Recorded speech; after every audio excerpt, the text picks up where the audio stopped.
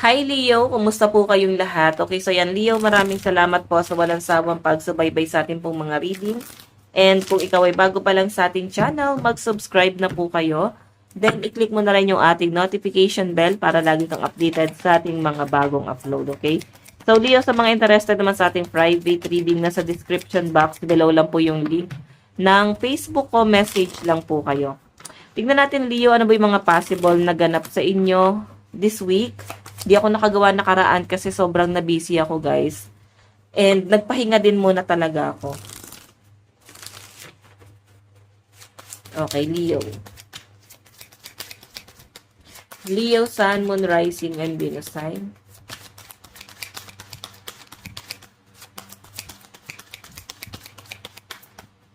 Meron tayong self-victimization. Ayan. May mga Leo ba dito na nagpapabiktim or pwedeng meron kang ka-deal na pabiktim ngayong week na to? Okay, ganyan yung nasa sense ko dito. Pero may mga Leo guys na parang ikaw yung biktima or pabiktim or pwede nagiging emotional ka. Nakikita mo ngayon yung sarili mo na parang nalulungkot, hindi mo gusto yung mga nangyayari, pero nangyari na Leo. Okay? Nandun ka sa point na parang medyo naging impulsive ka sa mga desisyon, naging impulsive ka sa mga action mo, hindi ka naging aware doon, Leo. Kaya nagkakaroon dito na parang may ibang taong na-involved, nasaktan, nahirapan, nasaktan. Ayan, inulit-ulit ko, no? Pwede ikaw yan or ibang taong na-involved sa buhay mo. Okay, so again, meron tayong homecoming, Four of Lightning. May nakikita ko dito guys, may mga Leo na parang gusto nang umuwi. Or ano ba, na homesick ka? Or pwedeng nakakapag-decide ka dito na parang, ito na siguro yung time. No, na parang kailangan may mabuo na sa mga Leo. Family, pwedeng ito ay may nagbabalikan ba? Or may pamilya na parang gustong buuin. Nakikita ko guys na medyo naging emotional ka. Then mas iniisip mo dito kung ano yung mas practical. Yan yung nakikita ko sa mga Leo. Again,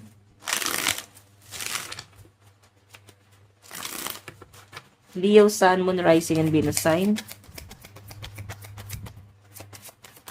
Oops. So, yun nakikita ko sa mga Leo dito. Memories. Ayan o, bumabalik ka sa past. Nag-hold back ka doon. Nare-realize mo na mas okay pala doon. Nandun ka pala sa safe zone pala talaga. Kumbaga, nandun ka pala talaga sa parang alin lang yung sa dalawa. Mas pipiliin mo yon kahit nasaktan ka, nahirapan ka.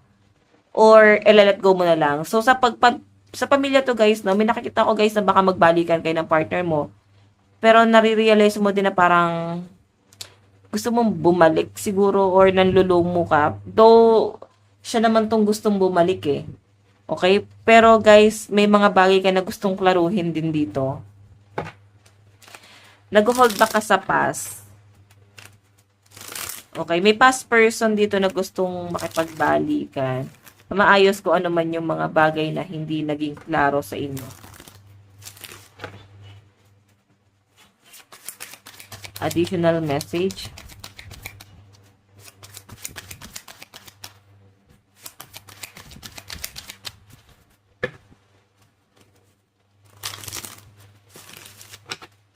Additional message.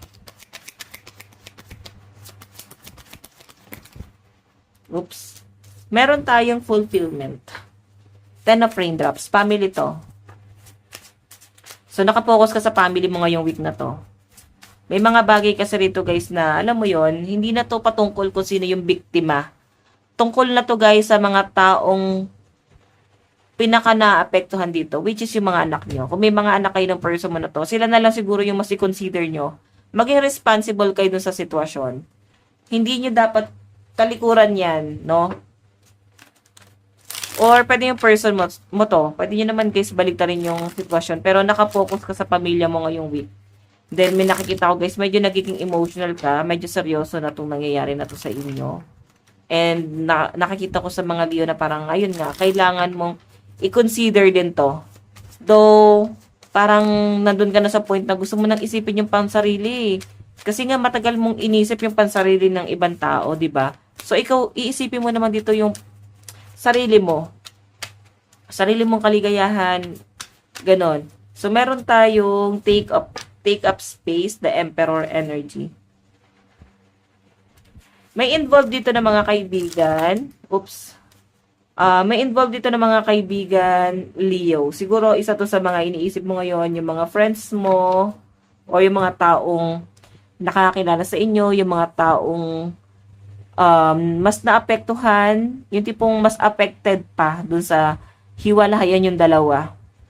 Ganon. Diba? So, yun. Tignan pa natin. Meron tayong exploration. So, alam mo, Leo, nakikita ko na gusto mo mag-explore. Gusto mo ng expansion. Gusto mo ng something adventure. So, kung gusto mong buuin yung sarili mo, buuin mo muna yung sarili mo. Huwag ka muna basta-basta pumasok sa relasyon na hindi ka pa totally okay. Di ba parang nakaka-drain ng energy yun? Di ba parang mas nakakaubos ng pasensya yun? Kasi hindi ka pa totally okay. Tapos pumasok ka na naman sa relasyon. So, mag-self-love ka muna. Ngayon kung nakikipagbalikan yung person mo, siguro, bigyan mo muna ng space yung sarili mo kasi masyado siya, guys, nakaka-burn out. Masyado to nakaka-overwhelm.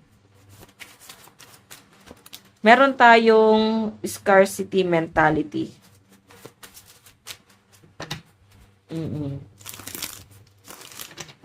Di kayo magkaintindihan ng person mo kasi iba yung mindset mo, iba yung mindset niya. Parang may pagkaisip bata tong relasyon na to. Immature nga, kumbaga. Partnership, ayan, no? Kung gusto niyo to guys, mag-work, kailangan may partnership kayong dalawa. Give and take talaga dapat. Pero kung hindi niyo guys gusto mag-work ito, ayan na nga. Kailangan nyo ng, meron kayong kailangan i-let go. Meron tayong restriction. Alam mo, feeling ko hindi mo makuha maging malaya dito sa connection na to. Dalawang tao yung nakikita ko, Leo. Hindi mo makuha maging malaya sa relasyon na to kasi parang masyadong controlling, masyadong nakaka-stress.